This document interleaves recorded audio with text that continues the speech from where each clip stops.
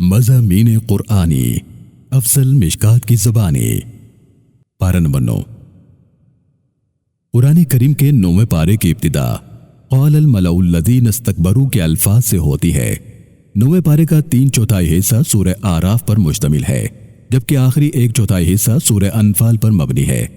9ویں پارے کی ابتدا میں اللہ رب العالمین نے حضرت شعیب علیہ السلام اور آپ کی قوم کا ذکر فرمایا کہ کیسے انہوں نے اپنے نبی کی صدا پر لبیک نہ کہا اور تباہی و بربادی کو دعوت دی اور ہلاک ہوئے۔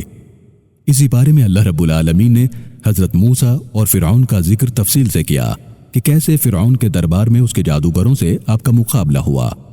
انہوں نے آپ کے سامنے اپنی رسیاں پھینکی جو سانپ بن کر لہرانے لگی۔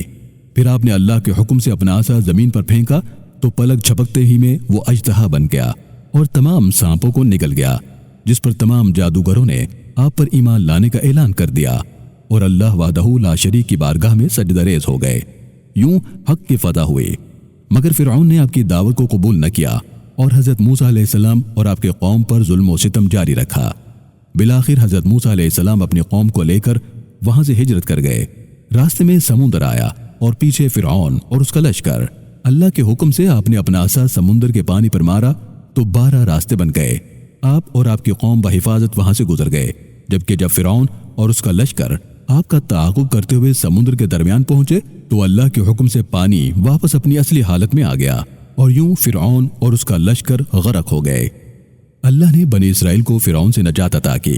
ادھر موسیٰ علیہ السلام کوہ طور پر تشریف لے جاتے ہیں اور دیدار الہی کی آرزو اور تمنا کرتے ہیں۔ اللہ فرماتا ہے کہ موسیٰ تو میرا دیدار نہیں کر سکتا، تو میری تجلیات کو برداشت نہیں کر سکتا۔ مگر موسیٰ علیہ السلام اللہ کے حضور پھر سے آرزو کرتے ہیں تو اللہ فرماتا ہے پہاڑ کی جانب دیکھو۔ اس پہاڑ پر اللہ اپنی تجلی کا اشارہ فرماتا ہے، مگر وہ پہاڑ تجلی الہی برداشت نہ کر سکا اور جل کر راکھ ہو گیا، جبکہ موسیٰ علیہ السلام بھی تجلی الہی کی تاب نہ لاتے ہوئے بے ہوش ہو گئے۔ موسیٰ اللہ سے ہم کلام ہوئے، اس لیے آپ کو کلیم اللہ کہا جاتا ہے۔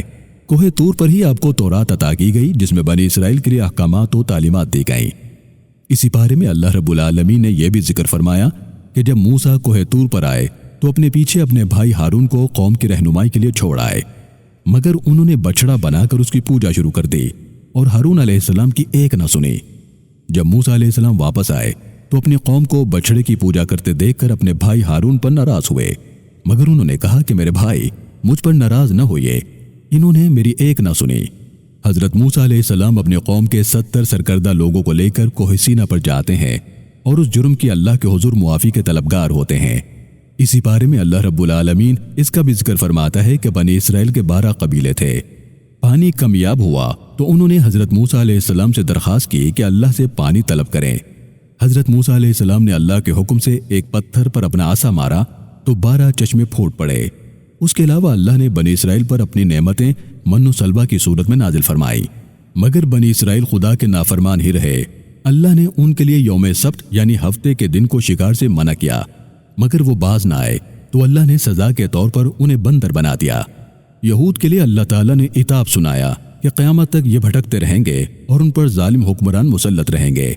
اللہ نے بنی اسرائیل کو تورات عطا فرمائی اور فرقہ پرستی سے احتراز برتنے کی تلقین کی، مگر وہ باز نہ آئے۔ اسی پارے میں اللہ نے آدم و حوا علیہ السلام کا ذکر فرمایا کہ کس طرح اللہ نے انسانوں کو ان دونوں کے ذریعے پیدا فرما کر دنیا میں پھیلایا۔ انسان اگر حکم خداوندی پر عمل نہ کرے، شرک کرے، دعوت حق کو نہ پہچانے تو اللہ نے ایسے لوگوں کو کتے سے بھی بدتر قرار دیا۔ سورہ اعراف کے آخر میں اللہ رب العالمین نے قرآن حکیم کی اہمیت کو بیان فرمایا کہ اگر تلاوت کی جا رہی ہو تو خاموشی سے سنا کرو تاکہ تم پر رحم کیا جائے۔ قرآن مجید کا پہلا سجدہ اسی پارے میں ہے۔ 9ویں پارے کے آخری حصے میں سورہ انفال کا آغاز ہوتا ہے، جس میں اللہ رب العالمین مجاہدین کی تعریف فرماتا ہے، غزوہ بدر کا ذکر فرماتا ہے اور اپنی نصرت و مدد کا احسان بیان فرماتا ہے۔ انسان اور مومن کے قلب کا ذکر فرماتا ہے کہ یہ دل اس کے قبضہ قدرت میں ہے، وہ جب چاہتا ہے دلوں کو بدل دیتا ہے۔